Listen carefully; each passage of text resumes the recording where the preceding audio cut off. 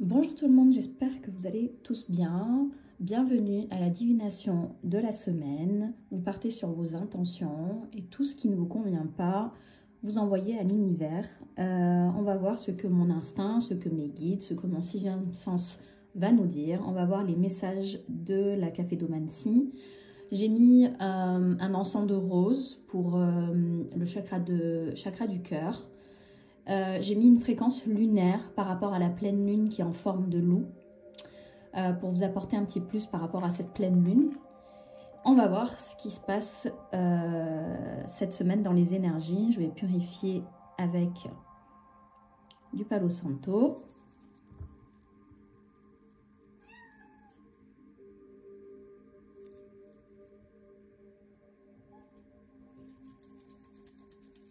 C'est parti.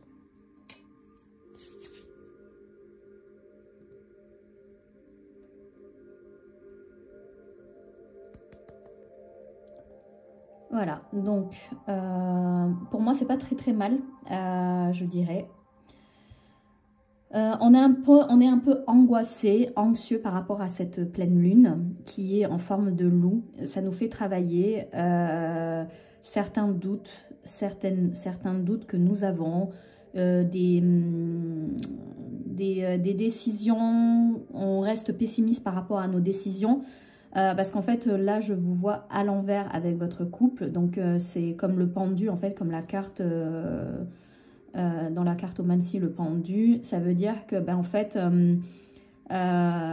vous voyez tout, vous ne voyez pas tout dans la même, comment dire, le pendu, c'est, je sais plus la signification, mais je vais dire par rapport à mon instinct, en fait, tout se retourne, en fait.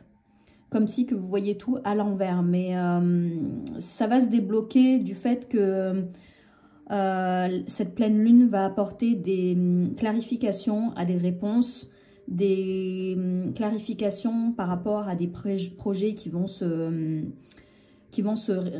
réaliser, qui vont être confirmés, on va dire. J'ai le chiffre 2 qui sort. Donc 2 jours, 2 semaines, 2 ans, peut-être qu'il y a quelque chose que vous travaillez depuis 2 jours, 2 semaines, 2 mois, 2 jours. Et en fait, ce qui se passe, c'est qu'il va avoir... non, pardon, j'ai dit 2, mais en fait c'est un chiffre 3, pardon. C'est le chiffre 3. En fait, je le vois très bien, il est un peu effacé, mais c'est vraiment un chiffre 3. Donc, le 3, ça peut dire plusieurs choses. Ça peut dire en 3 étapes. Ça peut dire en 3 jours, en 3 semaines. C'est quelque chose que vous avez fait en 3 fois. C'est peut-être les schémas répétitifs aussi que vous faites régulièrement et que vous affrontez tout le temps à la même situation. Mais cela va se clarifier du fait que il y a 2 situations qui vont se présenter encore dans des schémas ou dans des situations similaires. Par contre, vous allez mettre fin en fait. En fait, c'est comme si c'était la fin d'un cycle. On peut dire ça comme ça.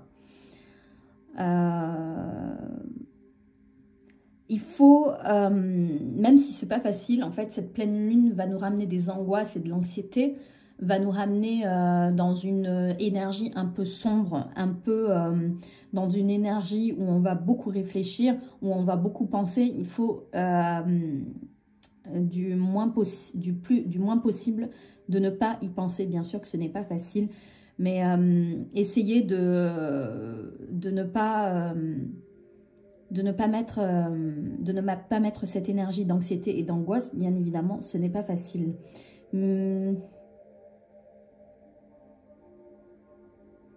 En tous les cas, après cette pleine lune, il va y avoir un déblocage par rapport au travail, par rapport à des choses que vous êtes en attente. Ça va se dégoupiller, ça va se débloquer. Là, je vois une robe de mariée. En fait, la robe de mariée, ça peut être la renaissance, ça peut être la nouveauté, ça peut être le déblocage de vos problèmes, de tout ça en fait. Arrêtez de vouloir être dans la perfection. Arrêtez d'être dans « oui, il faut que je sois parfaite ». Non, c'est pas ça en fait. Il faut pas. Il faut faire du mieux qu'on peut. du mieux qu'on peut et à lâcher prise sur les finances, lâcher prise sur vos projets. Toute chose qui viendra à vous viendra de toutes les manières. Même si la fin du mois est compliquée, même si vos projets c'est compliqué, c'est bloqué, c'est le mois de janvier, c'est normal. On a passé les périodes de fête, là, en plus de ça, ils nous mettent les soldes, c'est vraiment la société actuelle. Encore la consommation, donc ne soyez pas dans la frustration de vos projets. Vivez l'instant présent, vivez ce qu'il y a à vivre. Chaque chose se mettra en place. Chaque chose se mettra en place. Vous allez être affronté à une situation de conflit.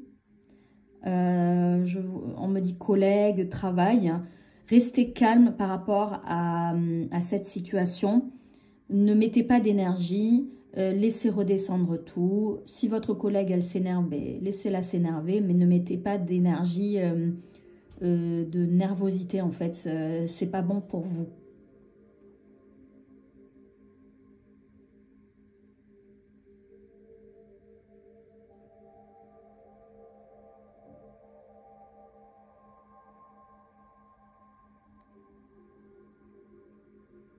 Là, je vois un signe. Le signe, c'est signe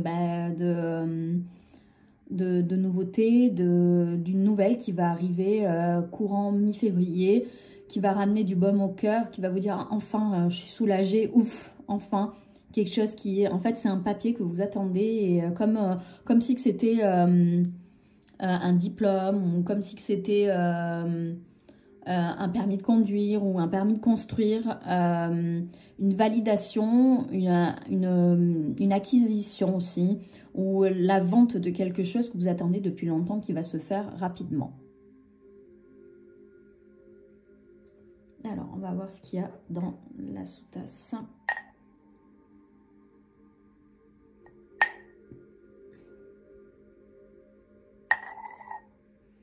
Donc, dans la sous-tasse, ça me dit les blocages, c'est vous qui les mettez. C'est nous qui mettons nos propres blocages. C'est nous qui créons tout ce qui est lié à notre vie.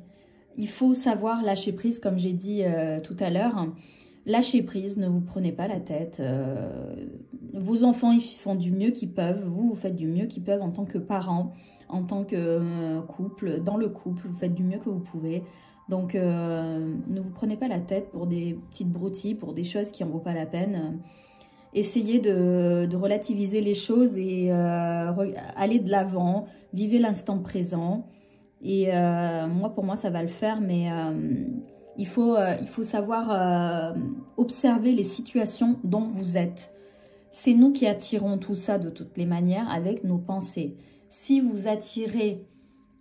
pensez bien, vous attirez le bien. Si vous pensez mal, vous attirez le mal. Ah oui, mais est-ce que je peux? Ah mais oui, est-ce que ça va se réaliser? Si vous êtes dans cette énergie, ça ne le fera pas. Ça ne se réalisera pas. Il faut que il faut que tout ce que vous pensez, tous vos projets, vous devez sentir que c'est acquis, que vous avez obtenu ça. Voilà.